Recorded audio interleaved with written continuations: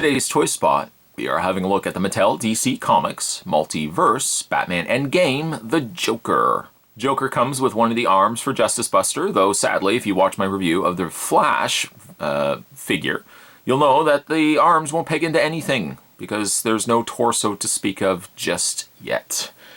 Joker also comes with what appears to be his skin face, which also is indicated down below in the very gruesome yet very cool artwork down below of Endgame Joker. Side of the package doesn't really feature anything other than DC Comics. However, on the back shows you the other 6 figures, well, the 6 figures total that can build the Justice Buster. Figure number 6 would have been Reverse Flash. He comes with the torso. He would have been the crucial piece in order for us to add the arms from these other 2 figures that we're looking at, those other figures being Joker and Arrow. Flash, unfortunately, as you've already seen, comes with only the shoulder area, so there's absolutely no way that you can add these arms currently until we get Reverse Flash. Not crazy about that.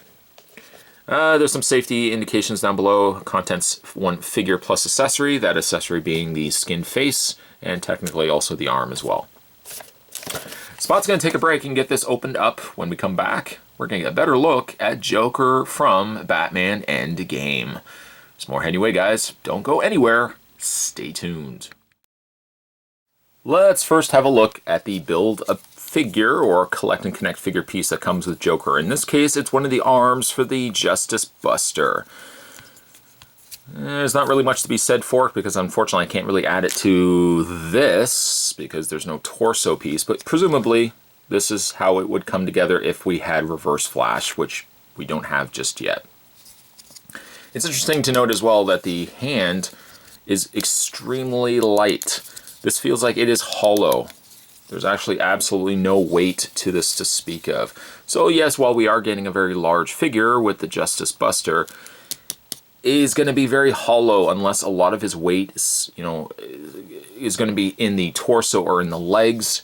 It can't say much for the way the arms are. They're not going to be heavy at all.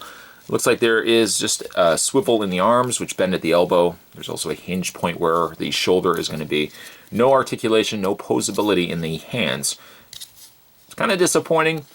It's the argument of which is a better alternative, a much bigger figure that's a little hollow, or a more durable figure, a little bit smaller. There's really no winning sometimes. So I'm going to reserve my opinions of what the figure's going to be because obviously we don't have the rest of the figure intact. But in the meantime, I unfortunately have to keep everything in bags just to kind of prevent myself from losing any of the pieces until we get the Wave 2 coming out. So I'll put the arm to the side. Not really much to be said there. Joker comes also with a skin mask. Very gruesome. It's also very cool. There's the underside of it, or the the back side of it. It is a rubbery plastic. Not really much to be said for it. The way that his hand is sculpted, and maybe I'm missing something here, the way his hand is sculpted, it looks like he wants to hold it. See how his fingers are kind of bent, and his pinky finger and his thumb are sticking out. You would think, based on that, or at least I would have thought, that the mask kind of just sat underneath as if he's holding it up. But try as I might, I can't seem to get the mask to stay in his hand. And maybe I'm doing something different here, but it doesn't seem like he actually wants to hold the mask. See, it just does not really even attach itself. It just sits loose. Nonetheless, the hand is, you're supposed to actually just hold the hand out and not have it actually dangling the mask. That's a possibility as well. And, you could get something like that, I guess, theoretically. I just assumed that he would have been able to pinch, kind of dangle the skin mask in place. But maybe that is the way you're supposed to display it. I don't know. This is also the only accessory that comes with Joker. And actually, look at that. You can tip it upside down, providing that the mask is sideways and not dangling, where the eyes are at the top. But, okay, so just put the mask to the side. Joker comes with absolutely no other accessories. I kind of wish he had come with also an alternative hand. So if you weren't displaying him with the skin mask, you could kind of just have a normal Joker hand instead of one that kind of looks like he's saying, far out. Far out, man.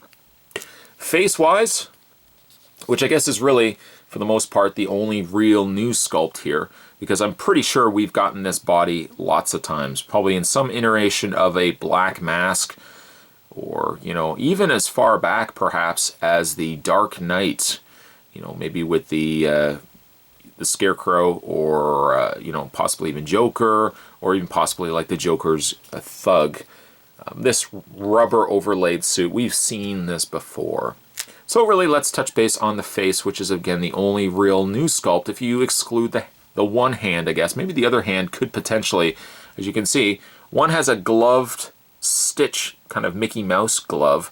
The other one does not, which could be that this is just the carryover of the original sculpt. This is the new tooling right here. Okay, so let's have a look at the face. Face is good. Really like the face quite a bit. It still stays to Joker-esque characteristics. Of course, now he's got the kind of skin-shaved sides, skinheads shaved sides there. He's got a very devilish face as well. Now, where there was huge potential for the DC Collectibles Joker, the initial one that was that was wearing the janitor outfit and had the pinned back face, huge potential in that figure. We know how disappointing that figure ended up being.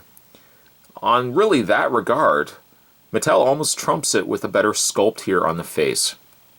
The teeth are very gruesome and garish. Certainly not the whitest of teeth to be said. Joker's got more bug eyes, and the green eyebrows there is a nice touch as well. I also like that the shaved areas of his hair still have a slight green tinge to it, as opposed to it just being straight white. Nice little attention to detail that I appreciate. Joker's ears are very large. I didn't realize that until kind of looking at the figure, how much larger his ears are. But yeah, everything comes together quite well on the figure. The paint on the hair is also nice. Yeah, unfortunately, yes, the rest of his body is going to be kind of more tried and true fallback for Mattel. We've seen this before, we've done this before, but I think the face more than makes up for it. I guess you could take and open up the jacket if you so wish. It does look like he does have the full gray top completely open all the way down to the bottom where the pants reside. But again, once you open that up, you won't be able to close it. I think it looks better having Joker a little more stylish with the jacket more buttoned up.